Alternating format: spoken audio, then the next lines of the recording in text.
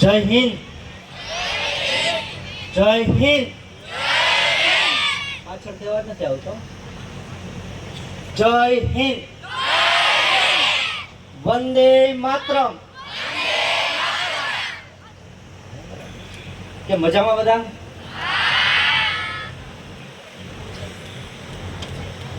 સુરક્ષા સેતુ સોસાયટી અંતર્ગત આ સમર કેમ્પમાં મંચસ્થ ઉપસ્થિત આપણા પીઆઈ સાહેબ તેમજ અમારા જામગનોડા પોલીસ સબ ઇન્સ્પેક્ટર સાહેબ માનનીય શ્રી ડોડિયા સાહેબ તેમજ ઉપસ્થિત અન્ય સ્ટાફ મિત્રો અને વહાલા બાળ મિત્રો, મને ગર્વ થાય છે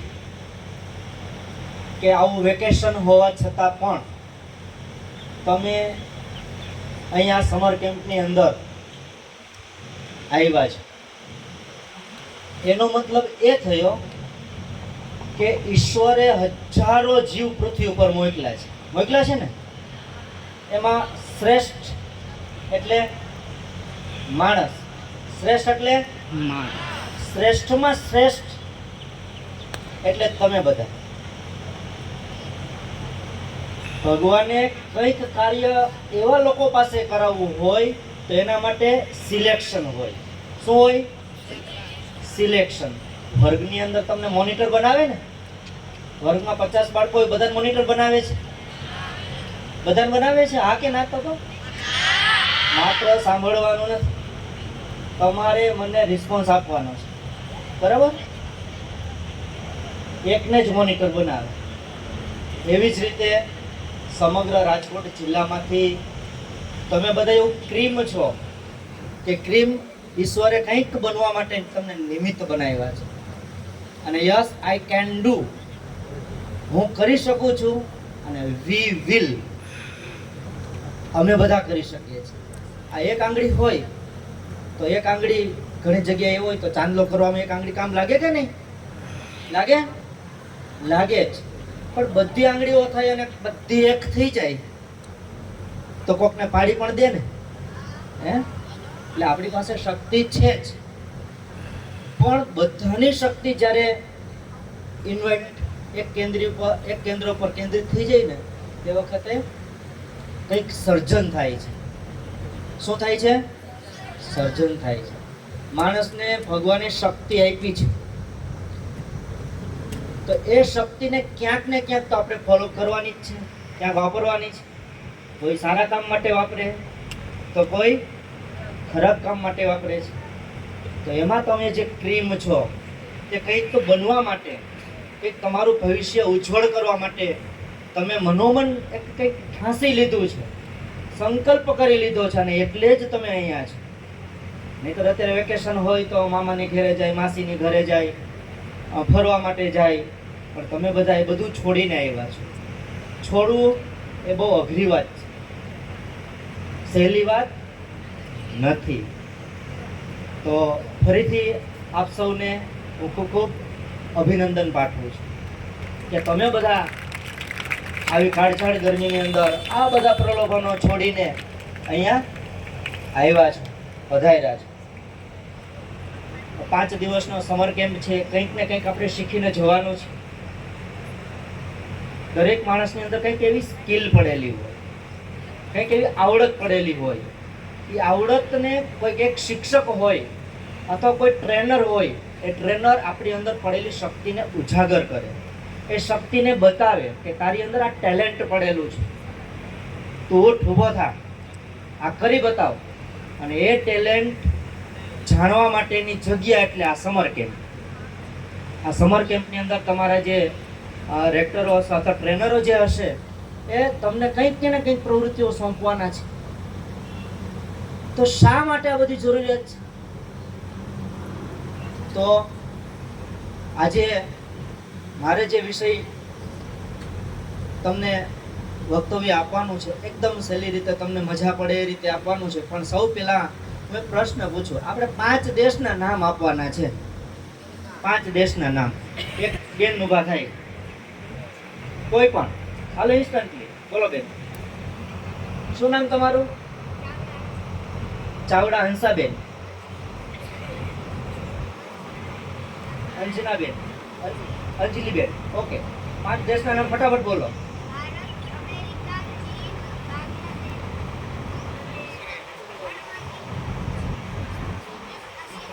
વેરી ગુડ. હાલો, ભાઈઓમાં કોણ બોલશે?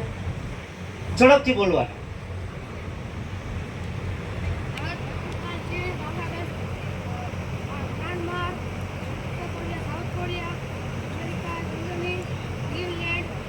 વેરી ગુડ, વેરી ગુડ, સરસ. આ બંને ભાઈ બહેન માટે અને તમારા માટે એકવાર જોરદાર તાલી.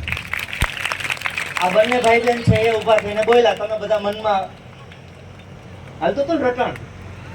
પણ ગર્વની વાત એ છે કે મેં ઘણી જગ્યાએ, હું કોલેજોમાં પણ ગયો છું અને ઘણી જગ્યાએ પ્રશ્ન પૂછ્યો છે, તો ઊભા થઈને પહેલું નામ અમેરિકાનું લે, પહેલું નામ ચીનનું લે, પહેલું નામ ઇઝરાયલનું લે, બીજા દેશના નામ લે. આપણો દેશ તો છેલ્લે. હંમેશા કોઈ પણ જગ્યાએ તમને એમ કે બાળકો છોકરાઓના નામ બોલો તો પહેલું નામ આપણું બોલવાનું, પછી બીજાના બોલવાનું. દેશના નામ કે તો પહેલું આપણા દેશનું નામ બોલવાનું, પછી બીજા દેશના. ફર્સ્ટ માય નેશન, અંગ્રેજીમાં શું કહેવાય? First my nation. મારું રાષ્ટ્ર પહેલા, મારો દેશ પહેલા. કારણ કે રાષ્ટ્રની સંકલ્પના એટલે શું?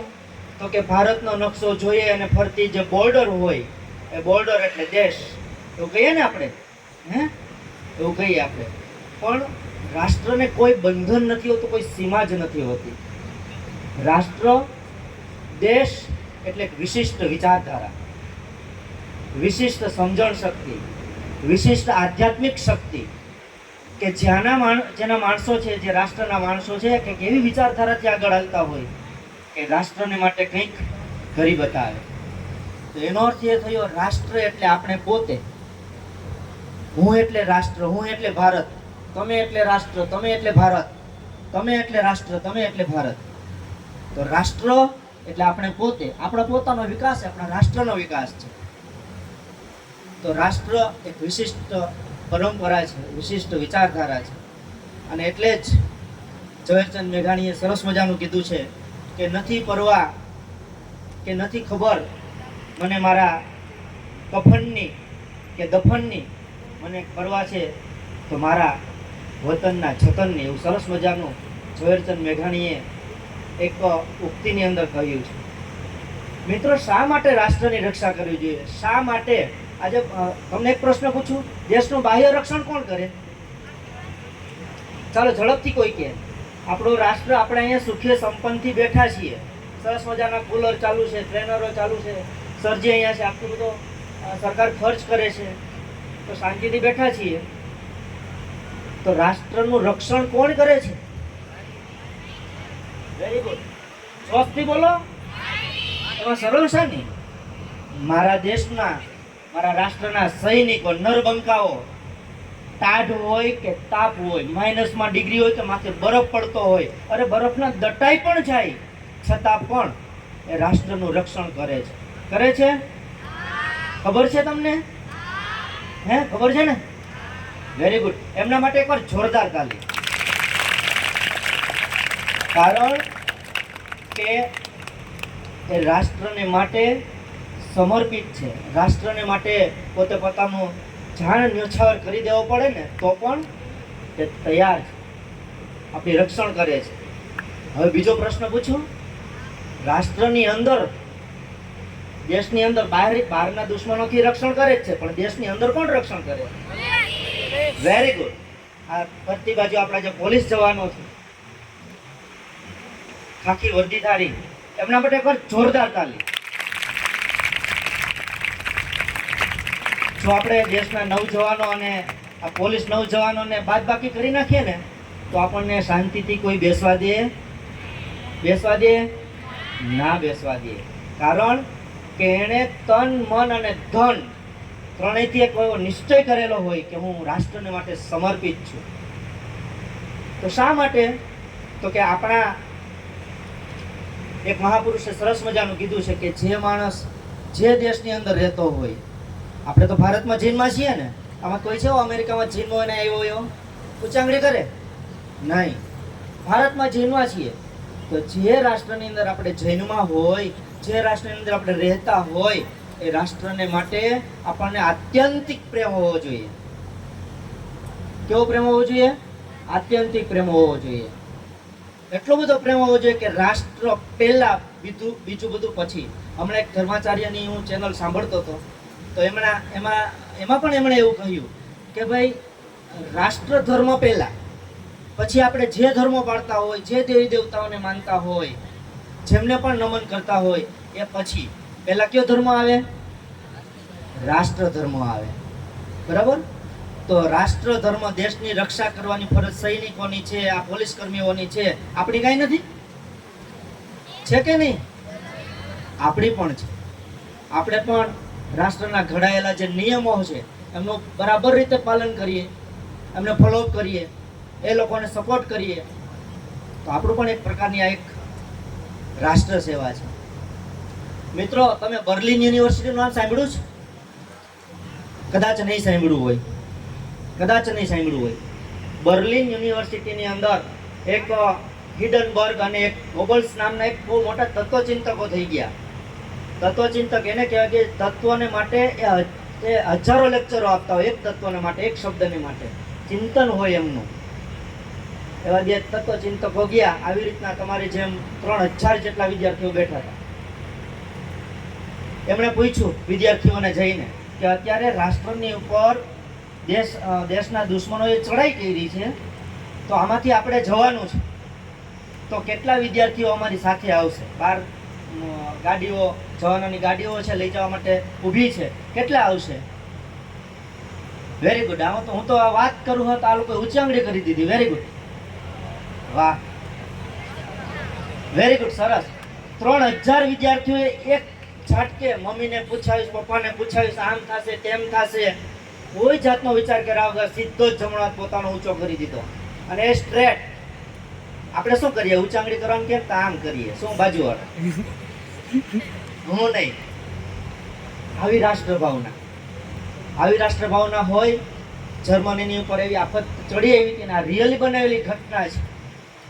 અને એ દેશનો વાળ પણ કોઈ વાંકો કરી શકે નહીં. તમે ઇઝરાયલનું અત્યારે યુદ્ધ ચાલે છે, સાંભળ્યું છે? સમાચારની અંદર સાંભળ્યું છે? ઇઝરાયલની અંદર એ યુદ્ધ જ્યારે ફાટી નીકળ્યું ને, તે વખતે બીજા દેશની અંદર જે ઇઝરાયલીઓ, હિબ્રુ ભાષીઓ જે છે એ વસતા હતા, એ હિબ્રુઓએ પોતાનું કામ ધંધો છોડીને, નોકરી છોડીને રાષ્ટ્રની રક્ષા માટે આવી ગયા. આપણે તો કે ભાઈ એસી છોડીને ગરમીમાં થોડું જવાય. તમને ખબર છે આ જે ખાખી વર્દીધારીઓ જે દેખાય છે ને, આ સાહેબ દેખાય છે ને, એ ટ્રાફિક નિયમનનું પાલન કરવા વચ્ચે ઊભા હોય, રોડની વચ્ચે. ગમે એવો તડકો હોય, વાહનો આવતા જતા હોય, ધૂળ ઉડતી હોય, ડમરીઓ ઉડતી હોય, તે વખતે આપણે એમ કહીએ તો એનો ફરજ છે. પણ સાચી રીતે, સારી રીતે ફરજ નિષ્ઠા એ પણ એમની રાષ્ટ્રભક્તિ છે. સ્વામી વિવેકાનંદજી, એમનું નામ તો સાંભળ્યું હે ને? નથી સાંભળ્યું? સ્વામી વિવેકાનંદજી એક વખત છે ને, એ અમેરિકાની અંદર શિકાગો શહેરની અંદર ધર્મ પરિષદને સંબોધવા માટે ગયા હતા. તો તે વખતે બધા એની હાંસી ઉડાવતા હતા કે આ લંગોટધારી, ભગવાધારી આવો જે આવ્યો છે, આ માણસ લંગોટ પહેરીને આવ્યો છે, શું વિશ્વને આપવાનું છે? પણ એમના માય બ્રધર્સ એન્ડ સિસ્ટર, આ બે વાક્યએ આખા વિશ્વની અંદર એમના નામના હોર્ડિંગ લગાવી દીધા, દેશનું નામ રોશન કરી દીધું. એ સ્વામી વિવેકાનંદ જ્યારે એનું વક્તવ્ય પૂરું થયું ને, તે વખતે નીચે ઉતર્યા. તો નીચે ઉતરાય તો એક સરસ મજાની રૂપાળી છોકરી, ગોરી, અંગ્રેજો બધા ગોરા હોય ને, રૂપાળી છોકરી એકદમ આવી, અપડેટ થઈને સ્વામી વિવેકાનંદને કહે છે કે સ્વામીજી, મારે તમારી સાથે લગ્ન કરવા છે. સ્વામીજીએ શું કીધું હશે? શું કીધું? આપણે હોય તો હાલ સ્વામીજીએ ના પાડી. એમણે કીધું કે શા માટે તમે મારી હારે લગ્ન કરવા માંગો છો? પ્રશ્ન કર્યો. એમણે બહુ સરસ મજાનો જવાબ આપ્યો. પેલી જે ભૂરી હતી એણે કીધું કે સ્વામીજી, તમારા જેવા સંતાનો મારી દુખિયા ઉત્પન્ન થાય, પેદા થાય, એટલા માટે તમારી હારે મારે લગ્ન કરવા છે. તો સ્વામી વિવેકાનંદજીએ તરત જ એમને પગે લાગ્યા ને કીધું, આજથી હું તમારો દીકરો. આ છે ભારતીય સંસ્કૃતિ, ભારતીય સંસ્કૃતિની વિચારધારા. મેં કીધું ને, રાષ્ટ્ર એટલે વિશિષ્ટ વિચારધારા. એટલું જ નહીં, ત્યાંથી આગળ કેમ તો એક પત્રકાર આવ્યો. પત્રકારે પૂછ્યું, સ્વામીજી, આ અમેરિકા આવું મોટું સરસ મજાનું છે, તમારું ઇન્ડિયા તો અમે સાંભળ્યું છે, આવ્યા નથી કે, પણ ત્યાં ગમે એવું નથી, તો તમને કેવું ફિલિંગ થાય છે અમેરિકા છોડો છો તો? ત્યારે સ્વામી વિવેકાનંદે એવો સરસ મજાનો જવાબ આપ્યો, એ હૃદયને ચોંટી જાય એવો, કે હું આ જે ભોગ ભૂમિ છે, અમેરિકાની ભૂમિ છે, ભોગ ભૂમિ છે. કેવી છે? હું ભોગ ભૂમિમાંથી ભાવ ભૂમિમાં જાઉં છું. આપણી ભારતની ભૂમિ છે ને, ભાવ ભૂમિ છે, શ્રદ્ધાની ભૂમિ છે, ભાવનાત્મક ભૂમિ છે, પ્રેમાત્મક ભૂમિ છે, એના ઉપર જાઉં છું. અને સ્વામી વિવેકાનંદ જ્યારે ભારતની અંદર આવ્યા પ્લેનમાં બેસીને અને એરપોર્ટ ઉપર ઉતરે છે, ત્યારે સૌ પ્રથમ એ ધરતી માતાને, ભારતની ભૂમિને પગે લાગે છે. એટલું જ નહીં, એની પર નાયચા છે, આળોટાય છે, સાષ્ટાંગ દંડવત કર્યા છે. આ ભારતની ભૂમિ છે, અને એટલા માટે જ રાષ્ટ્રપ્રેમ હોવો જોઈએ. એક મહાપુરુષે બહુ સરસ મજાનું કીધું કે જે લોકોને રાષ્ટ્ર પર પ્રેમ ન હોય ને, દરિયામાં જઈને ડૂબી મરવું જોઈએ. આપણે રાષ્ટ્ર પર પ્રેમ છે, પણ બીજાને નથી, તેને ડૂબાડી દેવા જોઈએ. જે રાષ્ટ્રમાં રહેતો હોય એ રાષ્ટ્ર પ્રત્યે પ્રેમ તો હોવો જોઈએ કે નહીં? હે, હું તમને વર્ષો પહેલાની એક વાત કરું, સાચી બની ગયેલી ઘટના છે. તમે તો જો કે આમાં 8મા ધોરણના 9મા ધોરણના બાળ મિત્રો છે, એટલે અમને ખબર હશે કે અંગ્રેજી યુરોપીય પ્રજા ભારતમાં આવી ને, બરાબર? હું છે ને સ્વામિનારાયણ ગુરુકુળ સુરતમાં સાહેબ નોકરી કરતો હતો. આ મારી જ બની ગયેલી ઘટના છે. તો શનિવારે બાલસભા કરીએ, અમે બાલસભા કરીએ, બરાબર? તો બાલસભાની અંદર બધી વાત ચાલતી હતી, ઐતિહાસિક વાત ચાલતી હતી. તો એમાંથી ને 8મા ધોરણના એક બાળકે, તે વખતે 8મું ધોરણ હાઈસ્કૂલમાં ગણાતું, એમણે પ્રશ્ન કર્યો કે સાહેબ, અંગ્રેજી પ્રજાની તમે દેશભક્તિની વાત કરો છો, તો તે વખતે અંગ્રેજો અને યુરોપીય પ્રજા કેટલા ભારતમાં આવ્યા હતા? મેં કીધું ગઈ ના ગઈ ખા. તો કે તે વખતે ભારતમાં કેટલા હતા? મેં કીધું બધા હતા ભારતના. ભારતવાસીઓ ભારતમાં જ હોય ને ભાઈ. કે એક એક પાણો માર્યો તો મરી ન જાત, મરી જાત ને. તો આ પ્રથા જ ના આવે, આ ગુલામી પ્રથા જ ના આવે, ગુલામી જ ના આવે. સાચી વાત છે, વિચારવા જેવી વાત હતી. આમ હચ મચાવી નાખ્યા કે સાચી વાત છે. એનો મતલબ એ થયો કે તે વખતે રાષ્ટ્રભક્તિ નહીં હોય, દેશભક્તિ નહીં હોય. આવું થાય કે નહીં? હે, આવો પ્રશ્ન સાહજિક એ બાળકના મનમાં થયો. ત્યારે એમનો જવાબ હતો મારી પાસે. મેં વિચાર્યું, ઘણીક વાર તો સ્તબ્ધ થઈ ગયો. મેં કીધું, તે વખતે પ્રજા એવું માનતી હશે, માનતી હોય એવું નથી, માનતી હશે કે ભાઈ રાજ કરવાનું કામ રાજાઓનું છે, રક્ષા કરવાનું કામ રાજાઓનું છે. આપણે જેમ વિચારીને કે ભાઈ ટ્રાફિક નિયમોનું પાલન કરવાનું કે ભાઈ સુરક્ષા કરવાનું કામ પોલીસ કર્મીઓનું જ છે, નહીં, આપણું બધાનું છે. સાઈડમાં ગાડી ઊભી રાખવી, સાઈડમાં ચલાવવી, આ બધું કામ આપણું પણ છે કે નહીં?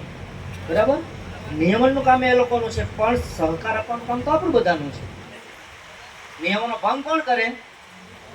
આપણે કરીએ છીએ. એ તો